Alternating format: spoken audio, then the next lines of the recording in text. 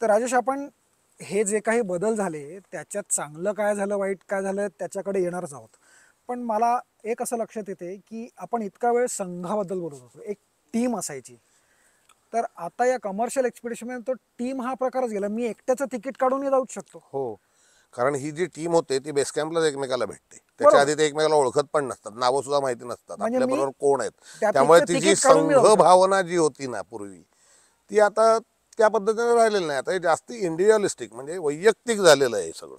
त्याच्यामुळे काय होतं की इथे जेव्हा संघ म्हणून जातो काय आमच्यात कमी भांडणं व्हायची अशातला भाग नाहीये, किंबहुना एकमेकांच्या उरावर बसण्यापर्यंत वेळ जायची. पण हे होऊन सुद्धा आम्ही मित्र म्हणूनच परत यायचो आणि पुन्हा पुढच्या मोहिमेला एकत्र परत जायचो. एकत्र जायचं. तो भागच हरवलाय आता.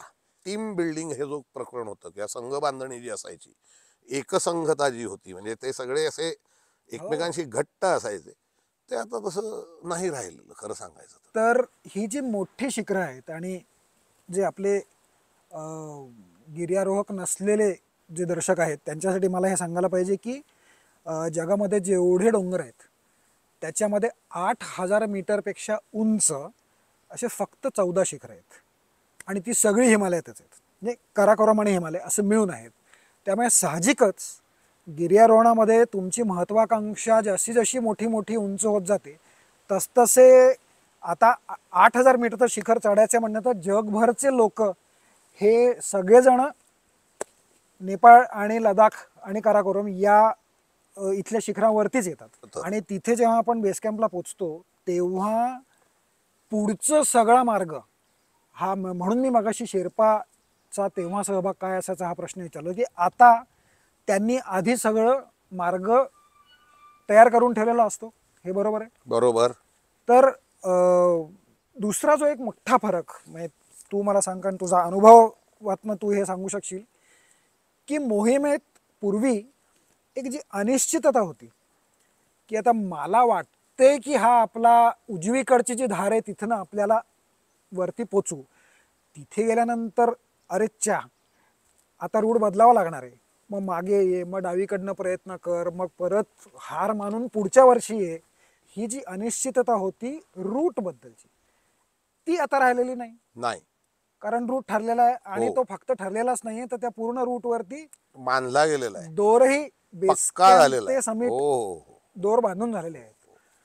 तर हा दुसरा एक मोठा मला फरक दिसतो की अनिश्चितता नाहीये, म्हणजे वेदरची नाही नाही, अनिश्चितता तो आहे, वेगळा भाग तो झाला. भाग झाला की हवामान बदललं, समिट नाही झालं. पण रूटची अनिश्चितता हा प्रकारच नाही. करेक्ट. तर मग मला एक सांग की मी सारखा 80-90च्या दशकात नॉस्टॅल्जियामध्ये अडकायला होऊ नये, पण तरी पण जातो त्याच्याकडे. त्या काळचा कुठलाही हिमालयातल्या मोहिमेचा फोटो बघितला की त्या गिर्यारोहकाच्या हातामध्ये एक गोष्ट कायम दिसते, ती म्हणजे आयसॅक्स. करेक्ट. बिन आयसॅक्सचा माउंटेनियर शक्यच शक्यच नाही, नव्हतं, तेव्हा आयसॅक्स इमॅजिनच नाही करू शकत. पाहिजेच पाहिजे. आताचे फोटो बघितले तर दोर लावलेला असतो आणि जशी मुंग्यांची रांग असते तशी रांग असते, आयसॅक्स नसते सगळ्यात मुख्य, आणि एक जुमार लावलेला असतो. जुमार म्हणजे ज्यांना माहीत नसेल त्या दर्शकांसाठी की एक असं मेकॅनिकल डिव्हाइस असतो, जो त्या दोराला अडकवला, त्याला असे दाते असतात, तो दोरावरती फक्त वरतीच सरकू शकतो, खाली येऊ शकत नाही, एकाच दिशेने सर. एकाच दिशेला सरकू शकतो. तर याच्यामुळे त्या डोंगर चढायचं तंत्रही बदललंय का आता सगळं? हो. आता काय झालंय? आता तू शेर्पांपासून सुरुवात केलीस तर मी तिथूनच उत्तराला सुरुवात करतो.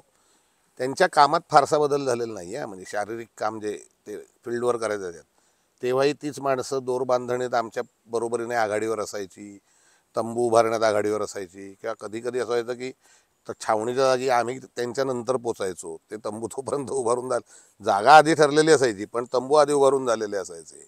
म्हणजे तसं त्यांचं काम बघितलं तर तसंच राहिलं आहे.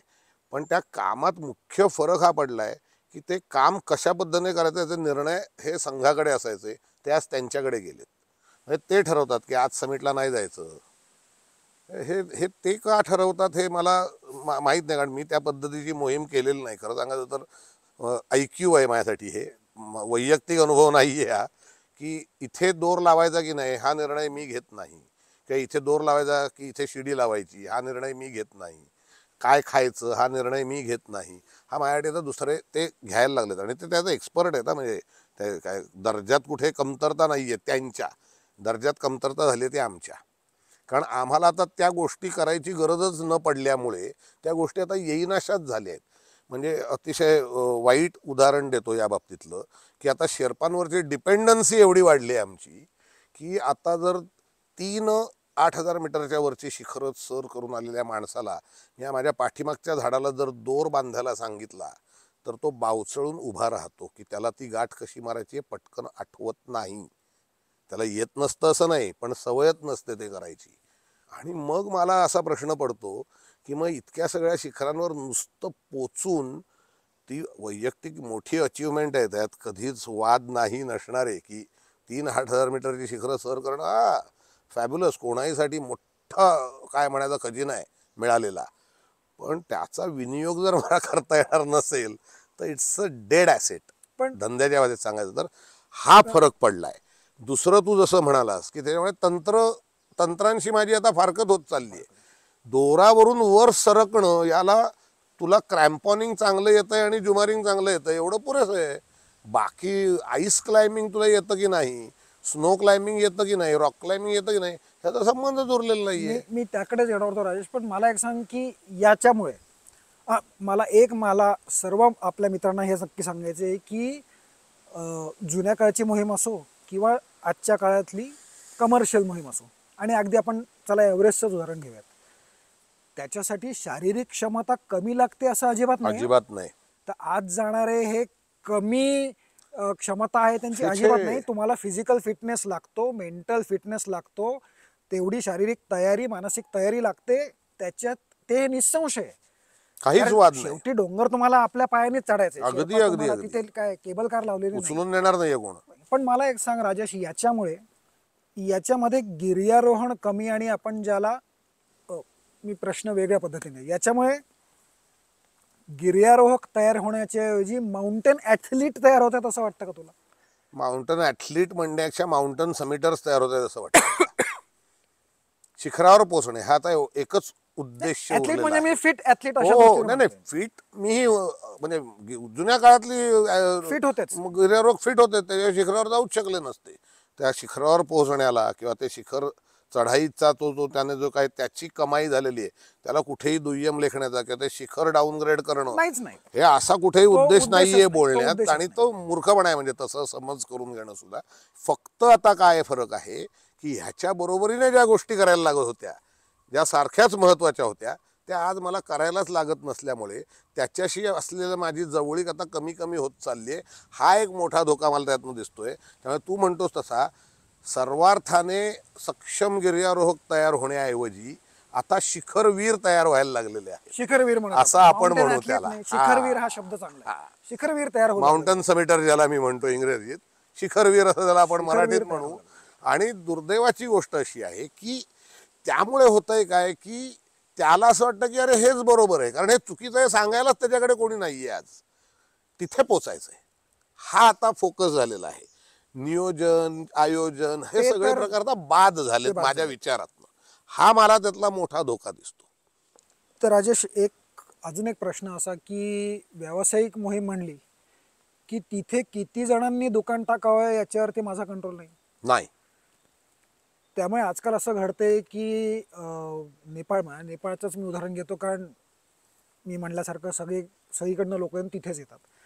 त्याच्यातनं नेपाळला परकीय चलन मिळतं, ही त्याची एक व्यावसायिक सत्य आहे ते. तर नेपाळनी एका वर्षी एव्हरेस्टवर किती जणांना परमिट द्यावं याच्यावरही माझा कंट्रोल नाही. आपला नाही, आपला म्हणतो, आपला नाही, गिर्यारोहकांचा नाही. गिर्यारोहकांचा कंट्रोल. नेपाळ ठरवेल ती पूर्व दिशा. नेपाळनेच सांगता असं ठरवलं की यावर्षी 400 लोकांना परमिट द्यायचं, तर ते 400 ना देऊ ते शकतात. 400 देऊच शकतात. तर वर्षभर तर ते दुकान उघडत नसतं. ते मे महिन्यातले तेवढेच एक काही दिवस आणि एक नंतरचं आहे, अशा दोनच विंडो असतात. तर आपण मे महिन्यातलंच उदाहरण घेतलं तर साधारण ते एक 26-27 मे असं दरवर्षी बरोबर.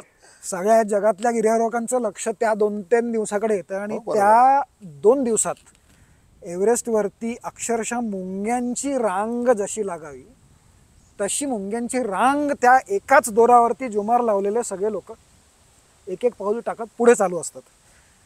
याच्यामुळे अजून एक त्याचा वाईट परिणाम झालाय का असं मला तुला विचारायचं आहे. तू मगाशी ओघाओघाने गिर्यारोहण हा खेळ असं मांडलास आणि पटकन स्वतःला थांबवलंस, ते माझ्या लक्षात आलं, आणि तू साहसी प्रकार मांडलास खेळ आला की स्पर्धा आली हा आणि याच्यामुळे त्याच्यामध्ये माझी 6 शिखरं झाली आहेत. अरे तुझी 7 झाली का, आता मला 8 करायची आहेत. ही नको त्या दिशेला ही स्पर्धा वाढत चालली आहे का? खरं सांगायचं तर 8,000 मीटरच्या शिखराच्या बाबतीत ही स्पर्धा पहिल्यापासून होती.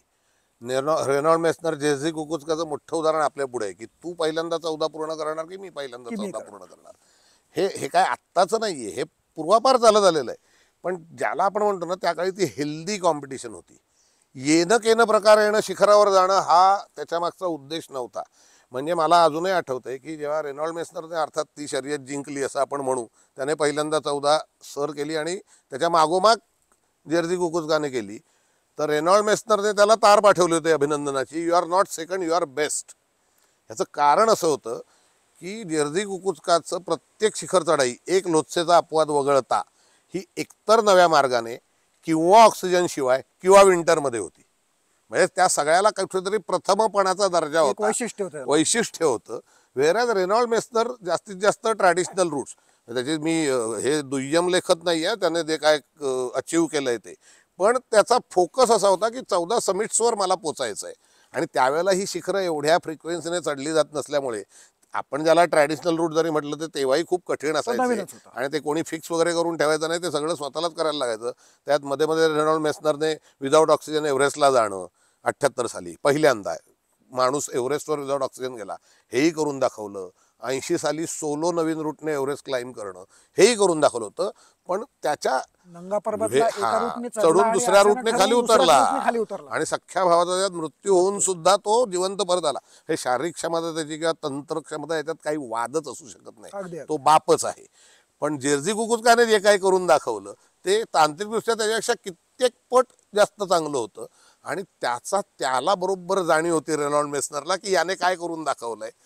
ही जी तेव्हाची, किंवा मला दुसरं उदाहरण माहिती आहे, म्हणजे रेनॉल्ड मेसनरचा ऑक्सिजनलेस एव्हरेस्ट असेंटचा पार्टनर पीटर एबलर ह्याने 2-3 8000 चढल्यावर त्याने चक्क शारीरिक क्षमता अफलातून असून 8000 थांबवली. आता नाही जायचं मला. हा, म्हणजे हे कंटाळा मला यातलं करण्याचा. आणि त्याच्यानंतर तो जास्तीत जास्त कमी उंचीच्या पण जास्तीत जास्त तांत्रिकदृष्ट्या अवघड चढाया ह्याच्या मागे तो अगदी आत्तापर्यंत लागला होता. आता वृद्धापकाळामुळे तो चढाई करायची थांबवली त्याने, पण त्याच्यानंतरची 30-35 वर्ष तो जगातला तांत्रिकदृष्ट्या one of the best climbers म्हणून ओळखला जायला लागला. त्याचा ऑक्सिजनलेस ॲसेंट विसरला गेला एव्हरेस्टचा, इतका तो तांत्रिकदृष्ट्या त्याच्यात पुढे आलेला होता. हे फार मला महत्त्वाचं वाटतं. आज कसं झालंय तुला सांगू का, की आज एकतर म्हणजे ह्याची लोकप्रियता प्रचंड वाढली आहे. खेळ म्हणताना मी स्वतःला आवरलं, खेळ म्हटलं जातं तोंडातनं, ह्याचं कारण ना तो कन्व्हेन्शनचा पार्ट आहे. लहानपणापासून कानावर गिर्यारोहण खेळ असं पडत राहिल्यामुळे. पण ते मला गिर्यारोहणातली थोडी समज आल्यापासनं मे बी गेल्या 10-12 वर्षापासनं मी ठरवतोय की मी याला खेळ म्हणणार नाही, कारण हा खेळ नाहीये. खेळाची जी काही व्याख्या आहे टेक्निकल, त्याच्यात हा प्रकार बसत नाही. हा साहसी क्रीडा प्रकार आहे, पण हा खेळ नाहीये. क्रीडा म्हणणं सुद्धा कितपत बरोबर आहे मला माहित नाही, कारण क्रीडेचं पूर्ण टेक्निकल स्पेसिफिकेशन माझ्याकडे नाहीये. पण हा साहसी प्रकार आहे असं मी मानतो, ॲडव्हेंचर ॲक्टिव्हिटी असं मी याला डिफाईन करतो. आणि पण दुर्दैवाने लोकांनी त्याच्यात आता तो कॉम्पिटिशनचा पार्ट आणलेला आहे. म्हणजे तू जर आता बघशील तर स्पर्धा असा झाल्या आहेत, कमीत कमी दिवसात सगळी शिखरं चढणं, कमीत कमी वयात सगळी शिखरं चढणं. म्हणजे आता असं झालंय, या शिखराच्या कॅम्प 2वरनं त्या शिखराच्या कॅम्प 2 पर्यंत माणसं हेलिकॉप्टरने मधला प्रवास करतायत आणि त्याच्यामुळे 6 दिवसात 3 8000 सर वगैरे अशा बातम्या आपण वाचतोय. आता याला गिर्यारोहण म्हणायचं की नाही हे ज्याचं त्याने ठरवावं, या मताचा मी आहे. आणि त्याच्यामुळे काय होतंय की ह्याच्यातनं गिर्यारोहण क्षेत्राला काय मिळतंय का, हा माझ्या मनात नेहमी. कारण गिर्यारोहण हा शब्द आपल्याकडे इतका लूजली वापरला जातो. पर्वतीची टेकडी चढणारा पण गिर्यारोहक, कळसुबाई चढणारा पण गिर्यारोहक, सतोपन चढणारा पण गिर्यारोहक आणि एव्हरेस्ट चढणारा पण गिर्यारोहक आणि हमटा पास करून येणारा पण गिर्यारोहक. अरे बापरे, मग गिर्यारोहक हे सगळेच जर असतील तर पर्वती चढणाऱ्यात आणि सतोपन एव्हरेस्ट चढणाऱ्यात काही फरक आहे नाही की आपण करायला मान्य नाही, असाही मला एक प्रश्न पडतो. कारण काय झालंय ना, आपण हे सगळंच उधारीचं घेतलेलं असल्यामुळे आपण त्याचे चांगले मराठी प्रतिशब्द शोधू शकलो नाही, किंवा शोधले तरी ते वापरत नाही आपण नियमितरित्या. आपल्याला अजूनही आईस फॉल झाला असं पटकन तोंडात येतं, कारण आपण आईस हा फक्त फ्रीजरमध्ये बघतो. प्रामाणिकपणे आपल्याला बर्फ हा माहितीच नाहीये. हिम आणि बर्फ ह्या दोनात अंतर आहे. हिम म्हणजे भुसभुशीत आणि बर्फ म्हणजे कठीण. आईस फॉल जर झाला तर मरेल माणूस त्याच्या खाली आलेला. डोक्यात जर दगड पडल्यावर का तो बर्फ पडेल ना. तर हे त्याच्यातले जे आहेत ना बारकावे, हे आत्ता दुर्दैवाने शिखरवीर म्हणवणाऱ्या किती जणांना माहिती आहेत हा संशोधनाचा विषय झालेला आहे. इतक्या लूजली त्यांचे लेक्चर मी अटेंड करतो सगळ्यांची लेक्चर्स. इतक्या लूजली हे बोललं जातं ते मला त्या माणसाला सांगा असं वाटतं जाऊन की बाबा रे कृपा करून हा शब्द बोलताना बदल, कारण माझ्यासारखा जर ऐकणारा असेल तर तो पळून जाईल तिकडनं घाबरून की बापरे इथे डोक्यात बर्फ पडतो मी या शिखराला जाणारच नाही कदाचित. असं व्हायची शक्यता आहे. ज्याला दोनातला फरक माहिती असेल त्याला.